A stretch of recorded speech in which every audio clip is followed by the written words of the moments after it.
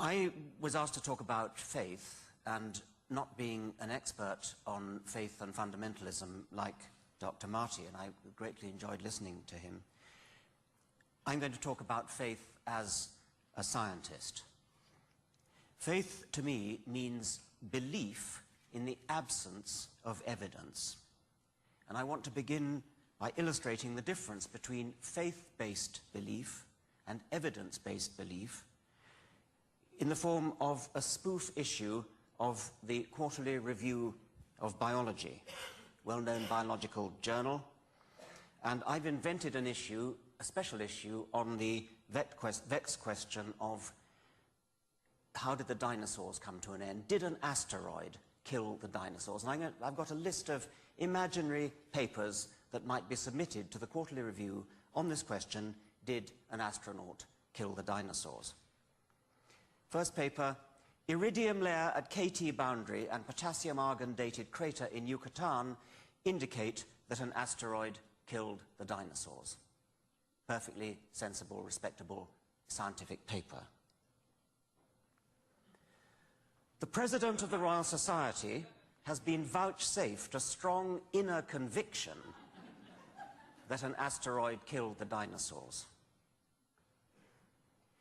It has been privately revealed to Professor Huxtane that an asteroid killed the dinosaurs.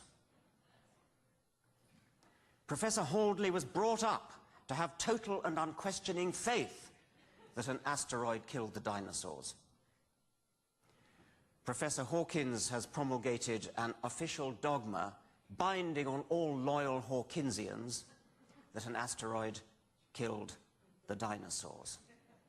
Well, I hope it's clear that paper number 1 is the one that I approve of, and I hope that nobody will approve of papers 2, 3, 4, or 5. They do seem to me to illustrate precisely the religious approach to what's true about the world.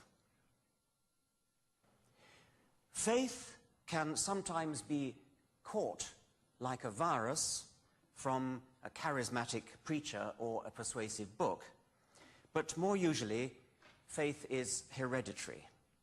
Isn't it a remarkable coincidence? Almost everybody has the same religion as their parents, and it always just happens to be the right religion. Religions tend to run in families. If we'd been brought up in ancient Greece, we'd all be worshipping Zeus and Apollo. If we'd been born Vikings, we'd all be worshipping Wotan and Thor. How does it come about? Through childhood indoctrination. At Christmas time, one year, my daily newspaper, The Independent, was looking for a seasonal picture, and they found this heartwarmingly ecumenical one of a school nativity play. The 3 wise men were played by Shadbreet, a Sikh, Musharraf, a Muslim, and Adele, a Christian, all aged 4. I'm going to make one slight change to that caption.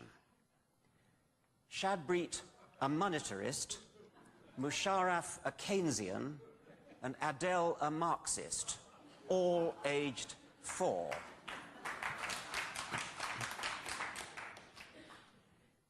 If that headline had appeared, mightn't the parents have been investigated to see whether they were fit to bring up children?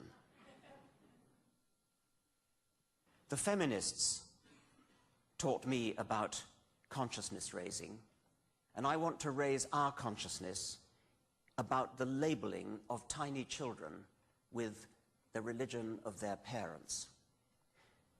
If we're talking about 4-year-old children, there's no such thing as a Catholic child. There's only a child of Catholic parents. There's no such thing as a Protestant child. There's no such thing as a Muslim child. Only a child of Muslim parents. Let's change that picture one more time. Shadbreet, an atheist, Musharraf, an agnostic, and Adele, a secular humanist, all aged 4. I suggest that that parents of such children might have been investigated for child abuse.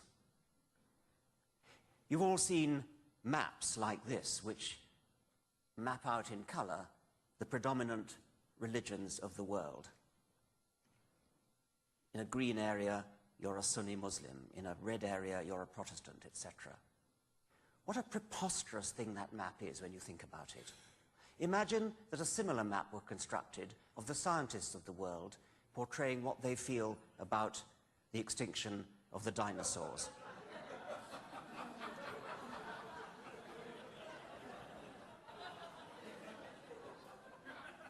The point is that although that is ridiculous, all of society, even the secular part of society, accepts that it is perfectly natural to see a map like the previous one in an atlas of the world, and it's perfectly natural to see in a newspaper headline, this child, this 4-year-old child, is a Christian, this 4-year-old child is a Muslim, etc. It's not just that religious people accept that. All of us in society have been persuaded, cajoled into treating religion as uniquely allowed to get away with such outrageous labeling. There's a map of Belfast with Protestant areas and Catholic areas. And throughout centuries of history, those represent battle lines. There's no other difference between the people who live in Belfast. They're the same color, they speak the same language, they look the same, they sound the same. The only difference is they have different hereditary faiths. Hereditary in the sense that Protestants go to Protestant schools, and their children do, and their grandchildren do. Catholics go to Catholic schools, and it goes on down the generations. And they are taught separation. Again, this preposterous idea of scientific theories being mappable, it's accepted in religion.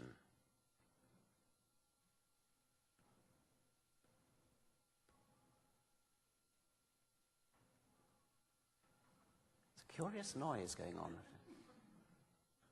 It's rather a monotonous tune, I think.